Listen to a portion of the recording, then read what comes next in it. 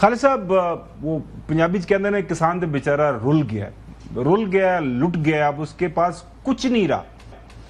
अगर हुकूमत वक्त की तरफ से उसको मदद नहीं मिलती, को रिलीफ नहीं मिलती, तो फिर उसके पास कुछ नहीं है सिवाय खुदकशी के। मतलब वो क्या करेगा आने वाले?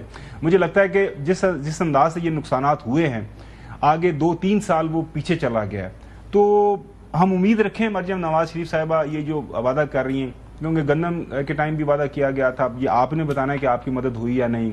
बाद में भी बताया गया कि जी हम किसानों को कर्जे देंगे आसान इकसाद के ऊपर और सारा मामला। तो आपकी अब उम्मीद क्या है, हालात क्या है ऑन ग्राउंड, इसके ऊपर बात करें। जी बहुत शुक्रिया खबर गुमर साहब और एयरवाई का कि हमेशा से किसानों की आवाज़ बुलंद की है। खबर गुमर साहब, यकीन करें कि भावल नगर मेरा एरिया है। हमारा तकरीबन कोई 100 किलोमीटर की जहाँ काटन थी, माल मवेशी थे, बल्कि अभी पता चला है कि 6 से 7 लोग हमारे चिश्तियां से गायब है, उनकी डेथ है, उनकी डेड बॉडी नहीं मिल रही। हर तरफ तबाही का समाया और ऐसी तबाही कि जहाँ आज तक हमने ऐसी तबाही नहीं देखी कि फसलें तो तबाह होगी, माल मवेशी चला गया, बल्कि जानों की ज़िया की जो है ना, जो अभी जो 30-35 की रिपोर्ट आ रही है उससे भी ज्यादा मुझे लगता है कि रिपोर्ट आएगी। तो बहुत ज्यादा किसान तो आपको पता है 2-3 साल से मुख्तलिफ तरीकों से मुश्किल हालात से गुजर रहा था। 2 साल से गंदम का रेट नहीं मिला, फिर 350 रुपए गन्ने का रेट था, चीनी आपके सामने 175 रुपए मिली, और आपको ये सलाब से 3 दिन पहले गंदम 3200 रुपए मन बिक रही थी मार्केट में। खबर गुमन साहब, हमसे 2100 में खरीदी और इस टाइम मार्केट 3200 की है। अब तो और महंगी हो जाएगी।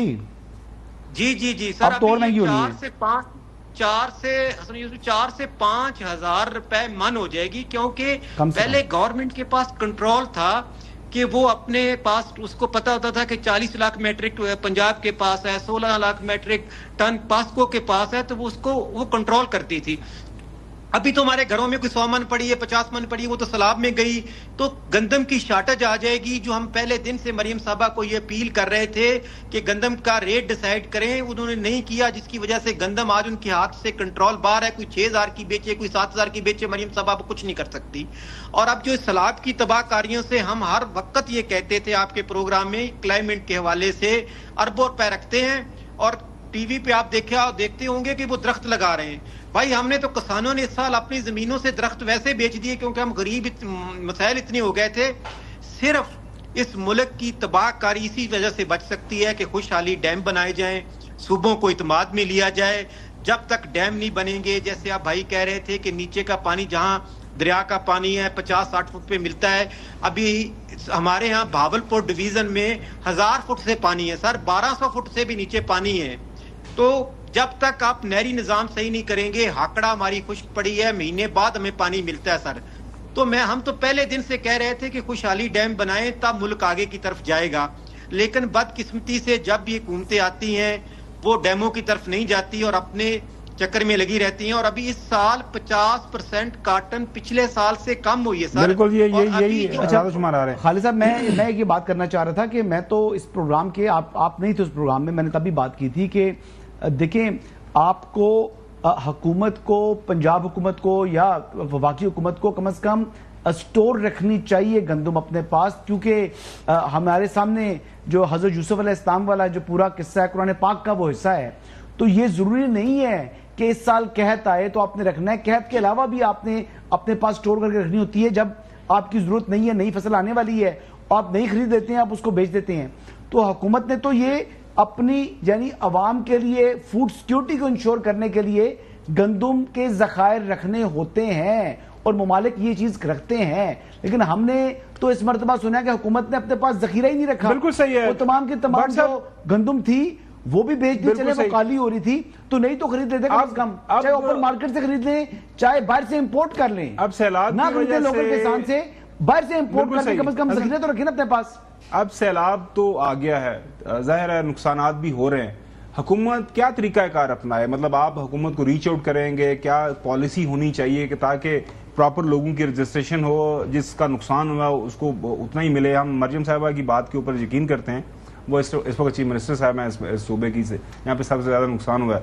भाट साहब, और गुमर साहब, ये मुमकिनात में ही शामिल नहीं है कि जो लोगों का नुकसान हो सका है, कोई भी गवर्नमेंट उसको पूरा कर सकेगी। ये तो सिर्फ ये अभी 6 महीने ये डेटा इकट्ठा होगा, फिर कोई डीसी के पास पैसा आएगा, वहां से पर्ची सिफारिश चलेगी जो गवर्नमेंट का बंदा होगा उसको मिल जाएगा। आज तक जब भी पाकिस्तान में सैलाब आए हैं, सैलाब ने तबाहीकारियां की हैं, किसी किसान को उसका कोई मुआवजा नहीं मिला। और अभी भी मैं आज कहता हूं कि ये आप लिख लें कि पाकिस्तान में जो पंजाब में किसानों का लॉस हो चुका है, ये गवर्नमेंट पंजाब आपको गैन पे रख दे, सारे प्रोजेक्ट भी खत्म कर दे, तब भी हमारी उस नुकसान को पूरा नहीं कर सकती। वो मरियम साहब का बयान है, हम वो सीएम पंजाब है, वो कोशिश कर रही होंगी। चले हम उम्मीद करते हैं। कुछ चौधरी गुलाम हुसैन साहब, जाते जाते अब ये बताइएगा कि क्या होना चाहिए। अभी तो फिर यानी लोगों की अशकशोई करे ना, जिनके नुकसानात हुए हैं उनको इमीडिएटली उनको कुछ ना कुछ इमदाद दें, ताकि वो अपने मवेशी जो उनके पास बच गए उनको भी खिला सकें और बच्चों को भी पाल सकें। ये खालिद साहब ठीक कह रहे हैं, आपने दही इकॉनमी जो है उसको तबाह कर दिया है और ये जिम्मेदारी से अब ये बच नहीं सकते। अब मसला तो यह है कि यहाँ से आगे कैसे चलना है। बिल्कुल सही है। सबसे बड़ी क्वालिटी पंजाब हुकूमत बताऊं आपको, जो किसी और सूबे के पास नहीं है, clinic on wheels, 1000 mobile clinics. अब उससे काम आगे बढ़ गया, लेकिन जो भी है वो कर तो रहे हैं। आज के लिए इतना ही, और हम उम्मीद हैं कि जो वर्स्ट अफेक्टेड एरियाज है वहां पे पंजाब हुकूमत जो इमीडिएटली रीच आउट करेगी, जैसा सर ने बताया। इंशाल्लाह कल आपसे दोबारा मुलाकात होगी। अल्लाह हाफिज।